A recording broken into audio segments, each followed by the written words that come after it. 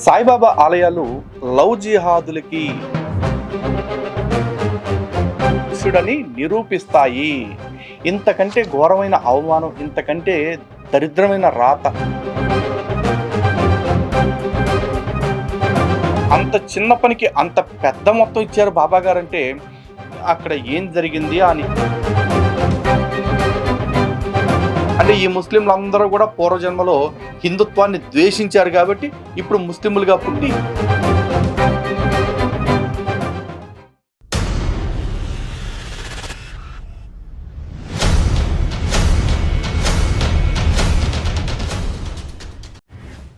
అందరికీ జై శ్రీరామ్.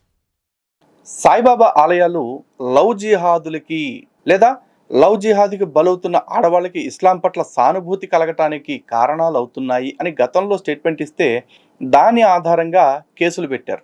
అయితే అన్ని ఆలయాల గురించి మాట్లాడలేదు. మేము ఆంధ్రప్రదేశ్, తెలంగాణ రాష్ట్రాల్లో ఉన్న కొన్ని ఆలయాల్లో ఇలాంటివి కూడా జరుగుతున్నాయి, అవి మా దృష్టికి వచ్చాయి కాబట్టి. కానీ వాటి సాక్ష్యాలు మేము బయట పెట్టలేం, ఎందుకంటే అటుపక్కన ఆడబిడ్డల జీవితాలు ముడిపడి ఉన్నాయి కాబట్టి. కానీ సాయి లీలామృతం ఆధారంగా కొన్ని సందర్భాలు మీకు చెప్తా. అంటే ఇస్లాం పట్ల వీళ్ళ దృక్పథం ఎలా ఉంది, సాయి దృక్పథం ఎలా ఉంది అనేది మీకు తెలియాలి. ఒక్కసారి పేజ్ నెంబర్ 65 చూడండి. సాయిబాబా ఒకప్పుడు అహ్మదాబాద్ నుండి వచ్చిన ఒక ముస్లిముకు మహమ్మదుల వారి ఖలీఫా హజరత్ అలీగా దర్శనమిచ్చాడు. ఇటువంటి లీలలు సాయిబాబా తన పూర్వజన్మల్లోనే పరిపూర్ణుడైన దివ్య పురుషుడని నిరూపిస్తాయి. ఇంతకంటే ఘోరమైన అవమానం, ఇంతకంటే దరిద్రమైన రాత మీకు బహుశా అక్కడ కనపడదు. ఎందుకంటే ఇది సాధారణంగా చూస్తే దీనిలో భూతే ఉంది, దీంట్లో రోతే ఉంది అని మీరు నన్ను అనొచ్చు. కానీ హిందువులు వచ్చినప్పుడు నేనే పండరిపుర విఠలుణ్ణి, నేనే వినాయకుణ్ణి, నేనే ఆంజనేయుణ్ణి, నేనే రాముణ్ణి, నేనే కృష్ణుణ్ణి అని దర్శనమిచ్చినట్టుగా చెప్తారు. అలాగే తానే దత్తాత్రేయుడిగా దర్శనమిచ్చినట్టుగా కూడా చెప్తారు. ఇక రూపాలైతే దిక్కు లేదు, లెక్క లేదు. సాయిని రాముడిగా చూపిస్తారు, సాయిని కృష్ణుడిగా చూపిస్తారు, సాయిని వినాయకుడిగా, ఆంజనేయుడిగా, అమ్మవారిగా, చివరికి సాక్షాత్తు మన విఘ్నేశ్వరుడే ఈ సాయికి అభిషేకం చేస్తున్నట్లుగా రకరకాలుగా చేసేస్తూ ఉన్నారు. కానీ ఒక ముస్లిం దగ్గరికి వచ్చేపాటికి ఎలా కనిపించాలి? ముస్లింకి ప్రధాన దైవం ఎవరు? అల్లా. కానీ అల్లాహ్లాగా సాయి కనపడలా. కనీసం అల్లా యొక్క ప్రవక్త అయిన మహమ్మద్ లాగా కూడా సాయి ముస్లింలకు దర్శనం ఇవ్వాలా, ఇచ్చేంత ధైర్యం చేయలా.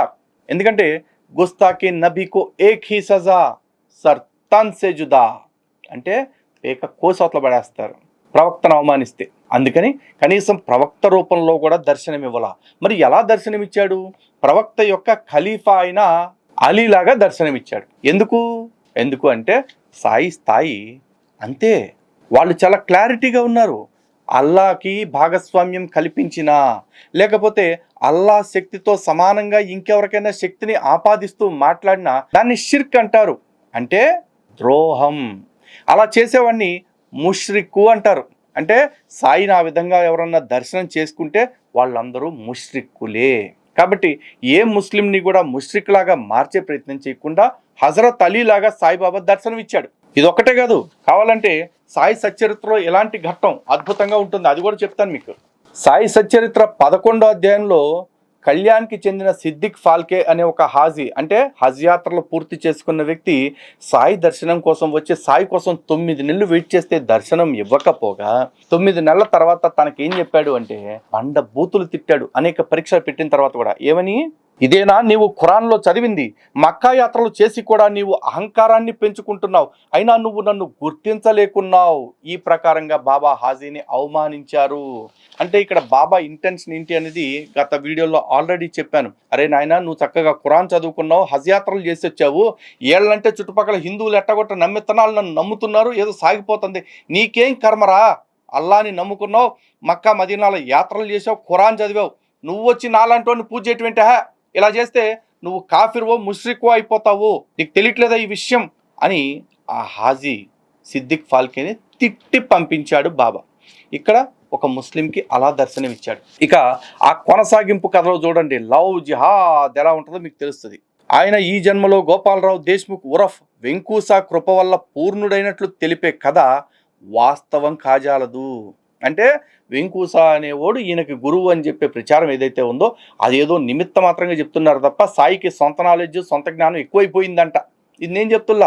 ఇప్పుడు ఈ సాయి భక్తులందరూ గురువు గురువు గురువు గురువు గురువు నామానిస్తే 12 జన్మల కుక్కలా పుట్టాలంటారే. సాయిబాబా గురువు గురించి అవమానకరంగా రాసింది ఎక్కిరాల భరద్వాజ. మరి ఎక్కిరాల భరద్వాజ ఎట్ట పుడతాడు చెప్పండి? ఇప్పుడు మా గురుదేవులు సామవేదం గారిని మీరు ఆ మాట అన్నప్పుడు మీరు గురువుగా చెప్పుకునే ఎక్కిరాల భరద్వాజ కూడా ఇలా గురువును అవమానించినందుకు కుక్కగానే పుడతాడు. 12 జన్మలు కుక్కలానే పుడతాడు. మరి పిచ్చి కుక్కలా పుడతాడా గజ్జి కుక్కలా పుడతాడా నాకైతే తెలియదు. ఇది నేను చెప్తున్న మాట కాదు, గురుగీత. తస్మాత్ శాస్త్రం ప్రమాణం మైదానం, తస్మాత్ శాస్త్రం ప్రమాణం. అది చిత్రం ఏమిటంటే ముకుంద బ్రహ్మచారి గూర్చి సాయి చెప్పిన కథకు చారిత్రకమైన ఆధారం ఉంది. నాటి మొఘలు చరిత్రకారుడు బిల్లీ గ్రామీ ఈ విషయం ఇలా రాశాడు. ముకుంద అనే బ్రహ్మచారి మరుజన్మలో ముస్లిం రాజ్యాన్ని మన దేశంలో అంతమొందించాలన్న సంకల్పంతో ఘోర తపస్సు చేశారట. అతడే మరుజన్మలో అక్బరు చక్రవర్తిగా జన్మించి తన పూర్వ సంస్కారాన్ని అనుసరించి కొందరు హిందూ స్త్రీలను వివాహమాడి, రాసిపెట్టుకోండి, తన పూర్వ సంస్కారాన్ని అనుసరించి కొందరు హిందూ స్త్రీలను వివాహమాడి తిలకధారణ మొదలైన కొన్ని హిందూ ఆచార సంప్రదాయాలను ఆదరించాడని నాటి ప్రజలు అనుకునేవారట. ఎవడా ఎరుపు ప్రజలు అనుకున్నవాడు? ఎందుకంటే ఇప్పుడు నిజంగా ముకుంద బ్రహ్మచారి అనేవాడు గనక అక్బర్గా పుట్టి పూర్వజన్మ సంస్కారాన్నే గనక పాటించి ఉంటే అక్బరు ఏం చేసి ఉండాలి? ఒక హిందూ అమ్మాయిని పెళ్లి చేసుకుని ఆ హిందూ అమ్మాయిని హిందువులాగే బ్రతకనిస్తూ, ఈడికి కూడా పూర్వజన్మ హిందూ సంస్కారాలు బుర్రలో ఉన్నాయి కాబట్టి ఈడు కూడా గర్వాప్సి అయిపోయి ఇద్దరూ కలిసి చిలకా గోరింకల్లాగా చక్కగా శివార్చన చేసుకుంటూ, లేకపోతే హరిపూజ చేసుకుంటూ, లేదా అమ్మవారి ఆరాధన చేసుకుంటూ బ్రహ్మాండంగా బతకొచ్చు. కానీ ఆ లుచ్చాగాడు ఏం చేశాడో మీకు తెలియాలి కదా. ఒక్కసారి గూగుల్ తల్లిని అడుగుదాం. గూగుల్ తల్లి ఇచ్చిన ఇన్ఫర్మేషన్ చూడండి. మొఘల్ చక్రవర్తి అక్బర్కు ఎంతమంది భార్యలు ఉన్నారనే దానికి ఖచ్చితమైన సంఖ్య చారిత్రక ఆధారాలలో భిన్నాభిప్రాయాలు ఉన్నాయి. అయితే కొన్ని అంచనాల ప్రకారం ఆయనకు 300 నుండి 500 మందికి పైగా భార్యలు మరియు ఉపపత్నులు ఉన్నారని చెబుతారు. ఎంతమందిరా? 300 నుండి 500 మంది అంట. ఇది హిందూ సంస్కారం ఇదే నేర్పిందే. హిందూ సంస్కారం పోనా చేసుకున్న వాళ్ళలో ఇది అన్నాడు కదా, హిందూ సంస్కారాన్ని అనుసరించి హిందువులని చేసుకుని వాళ్ళకి బొట్టు ఆచారాన్ని నడిపించాడు అని చెప్పేసి నడిపించాడు. ఆ కింద ఒక 3 భార్యలు ఎగ్జాంపుల్ కూడా ఇచ్చాడు. ప్రధాన భార్యలు ఎవరు అంటే అక్బర్కు చాలామంది భార్యలు ఉన్నప్పటికీ సలీమా సుల్తానా బేగం, రొకయా సుల్తానా బేగం మరియు జోధాబాయ్. ఈ జోధాబాయ్కి ముస్లిం పేరేంటి? అక్బర్ యొక్క అత్యంత ప్రియమైన భార్యల్లో ఒకరైన ఈమె అంబర్ రాజు బర్మల్ కుమార్తె. ఈమె పేరు మరియం ఉజ్ జమానీ. అంటే జోధాబాయిని జోధాబాయిలా ఉంచకుండా మరియం ఉజ్ జమానీ అని పేరు మార్చాడు. దీన్నెర తొట్టి మొక్కలరా మేము లవ్ జిహాద్ అనేది. పెళ్లి చేసుకుని మతం మార్చడం లేదా మతం మార్చి పెళ్లి చేసుకోవటం. దీనికి ప్రేరణ ఏంటనుకుంటున్నారా?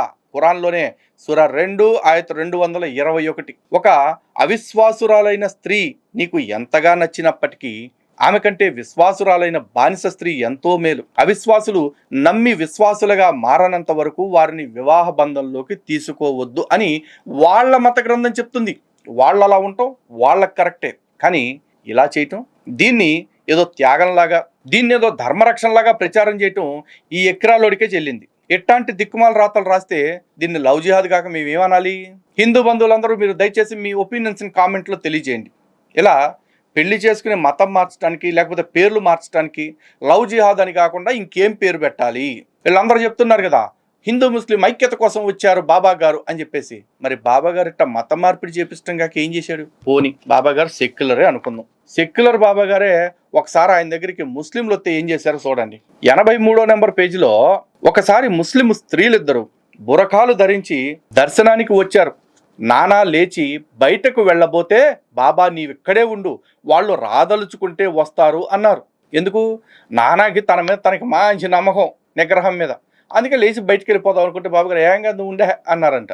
వాళ్ళు ముసుగులు తొలగించుకుని బాబా దర్శనం చేసుకున్నారు. ఎందుకు? బాబా కూడా మనోడే కదా, కాబట్టి ముసుగులు లేకుండా వెళ్ళిపోవచ్చు. బయట వాళ్ళు చూస్తే కుదరదు. వారిలో ఒక యువతిని చూడగానే నానా మనసు చెలించింది. ఇది బాబా గారికి ఎలా తెలిసింది అంటే మరి వారి శరీరంలో వచ్చిన మార్పులేమో నానాగారికి తెలియదు మనకి. మొత్తానికైతే చెలించాడు. ఇంకొంచెం వదిలేసి ఉంటే స్కలించేవాడు కూడానేమో మనకు తెలియదు. వెంటనే బాబా అతని తలపై చరిచారు. అతడు సిగ్గుతో తల వంచుకోగానే ఆయన, నానా నీవు మానవుడవు గనక ఇంద్రియాలు విషయాలపై ప్రసరించినప్పుడు కోరిక కలుగుతుంది.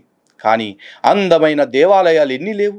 మనం బాహ్య సౌందర్యాన్ని కాక లోనున్న దైవాన్ని చూడాలి, ఆ సౌందర్యాన్ని కల్పించిన దైవ లీలల్ని చూడాలి, ఇది ఎప్పుడు మరవకు అన్నారు. బాబా గారు ఏమన్నారు? ఈ మధ్య మనం చూస్తూ ఉంటాం కదా, ముస్లిం ఆడపిల్లని బైక్ మీద వేసుకుని తీసుకెళ్తా ఉంటే పటా పటా పట కొట్టేస్తున్నారు హిందువుల్ని.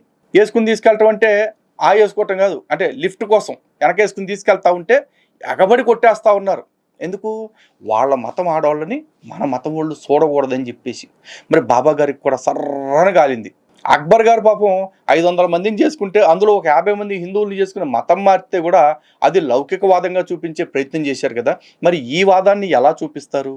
ఒక బురకా తీసేసిన ఒక ఆడదాన్ని చూసి ఒకడికి చెలించిందని సర్రం చరిచారంట. అట్టగే ఇంకో చిన్న అవుట్ ఆఫ్ కాంటెక్స్ట్ కథ ఒకటి ఉందండి. సాయి ఒకరోజు మధ్యాహ్నం ఒక నిచ్చెన తెప్పించి వామన్ గోన్కర్ అనే భక్తుని ఇంటి పైకెక్కి రాధాకృష్ణ ఆయి ఇంటి మీదుగా నడిచి అవతల వైపుకు దిగారు. నిచ్చెన ఎందుకు తెప్పించారు?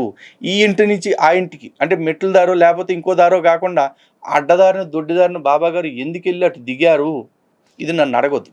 ఎందుకంటే ఎకరాల్లోడు ఏదో రాశారు ఆయన. రాధాకృష్ణ ఆయిని మలేరియా జ్వరం నుంచి అలా రక్షించారని భక్తులు తలచారు. ఏంటి, ఆమె మీద నుంచి దాటితే మలేరియా అదే ఆమె ఇంటి మీద నుంచి దాటితే మలేరియా తగ్గిపోయిందా? డెంగ్యూ వస్తే ఏం చేసేవాళ్ళు మరి? కరోనా టైముల్లో పాప రోజుకి ఎక్కదిగా సరిపోయేదేమో బాబా గారికి. ఏంట అప్పుడు బాబా ఆ నిచ్చెన తెచ్చిన వాడికి 2 రూపాయలు ఇచ్చారు. అంతెందుకు ఇచ్చారని భక్తులు అడిగితే, ఏ సేవకైనా ఉదారంగా ప్రతిఫలం ఇవ్వాలి, ఉచితంగా పొందరాదు అన్నారు. ఇప్పుడు వాళ్ళందరూ కూడా ఎందుకు బాబా అతనికి డబ్బులు అనలా, అంతెందుకు అన్నారు. అంటే ఆ రోజుల్లో 2 రూపాయలు పెద్ద అమౌంట్ కాబట్టి నిచ్చెన ఇలా ఎక్కి అలా దిగటానికి 2 రూపాయలు ఎందుకు అని వాళ్ళ ఉద్దేశం. మరి అంత చిన్న పనికి అంత పెద్ద మొత్తం ఇచ్చారు బాబా గారంటే అక్కడ ఏం జరిగింది? ఆ నిచ్చెన ఆయన ఆ నిచ్చెన ఎందుకు తెచ్చాడు? ఆ తర్వాత ఏం జరిగి ఉండొచ్చు? ఆ నిచ్చెన ఆయన ఏం చూసి ఉండొచ్చు? అది ఎవరికీ తెలియకుండా ఉండాలంటే బహుశా ఏమైనా అయ్యుండొచ్చు అని ఊహించుకోవచ్చు కదా మనం కూడా. కానీ నేను అలా ఊహించట్లా. మొత్తానికి స్టోరీ అయితే అట్లా జరిగింది. ఆ రాధాకృష్ణమాయికి సంబంధించి ఇంకా చాలా కథలు ఉన్నాయి. అయితే ఇప్పుడు తాజాగా విడుదల చేసిన పుస్తకాల్లో ఆ కథ మొత్తం తొలగించేశారు. ఎందుకు తొలగించారని నన్ను అడగొద్దు. 860 పేజీల సచ్చరిత్రని 760 పేజీలకు ఎందుకు కుదించారు? 760 పేజీల సచ్చరిత్రని ఇప్పుడు 350 పేజీలకు ఎందుకు కుదించారు అనే దానికి సమాధానం ఉందా? వీటికి కూడా ఉండదు. కానీ గుర్తుపెట్టుకోండి, ముకుంద బ్రహ్మచారి అనేవాడు ముస్లిం రాజుగా పుట్టి హిందూ ఆడవాళ్ళందరినీ పెళ్లిళ్ళు చేసుకుని బలవంతంగా ఇస్లాంలోకి మార్చాడు. దీన్ని బాబా గారు ఏం చెప్తున్నారు? పూర్వజన్మ హిందూ సంస్కారం వల్లే జరిగిందట. మరి ఇప్పుడు ముస్లింలు అందరూ కూడా హిందూ ఆడపిల్లల్ని చాలామందిని చేసుకుంటున్నారు. దాన్ని మనం లవ్ జిహాద్ అంటున్నాం. అంటే ఈ ముస్లింలందరూ కూడా పూర్వజన్మలో హిందుత్వాన్ని ద్వేషించారు కాబట్టి ఇప్పుడు ముస్లింలుగా పుట్టి హిందూ ఆడవాళ్ళని పెళ్లిళ్ళు చేసుకుంటున్న గొప్ప సంస్కరణవాదులు అన్నమాట. అంతేనా బాబా గారు? ఒక్కొక్కడు ఇట్టమోపోయారేంట్రా? ఈ రాతలు రాసిన ఒక్కడ ప్రశ్నించకపోగా ఇందులో ఉన్న రోతను నేను చెప్తా ఉంటే ఒక్కొక్కటి నా మీద బడి ఏడుస్తారేవిరా మీ మొక్కలు మండే. హిందువులు ఇప్పటికైనా బుర్రెట్టు ఆలోచించి సావండ్రా బాబా, లేకపోతే నీ అందరినీ వీళ్ళకి పల్లెల్లో పెట్టి అప్పచెప్పటం ఏది. ఆ పరిస్థితి రాకూడదు అన్నదే నా బాధ. అర్థం చేసుకున్నాడు బాగుంటాడు, అర్థం చేసుకున్నాడు బావురుమంటాడు కొన్నాళ్ళ తర్వాత. మీ కర్మ మీరు ఏడవండి. ఎందుకంటే మన ప్రవచనకర్తలు ఎట్టాకు ధైర్యంగా బయటకు వచ్చి నిజాలు చెప్పడానికి సిద్ధంగా లేరు. నాలాగా నిజాలు చెప్పేవాడిని ఈ ఎంతకాలం చెప్పనిస్తారో నాకు తెలీదు. బట్ ఉంటే ఉంటాం, పోతే పోతాం, పొయ్యేలోపు ఏదో ఒకటి చేసే పోతాం కాబట్టి ఆ మంచి ప్రయత్నం చేస్తూ ఉన్నాం.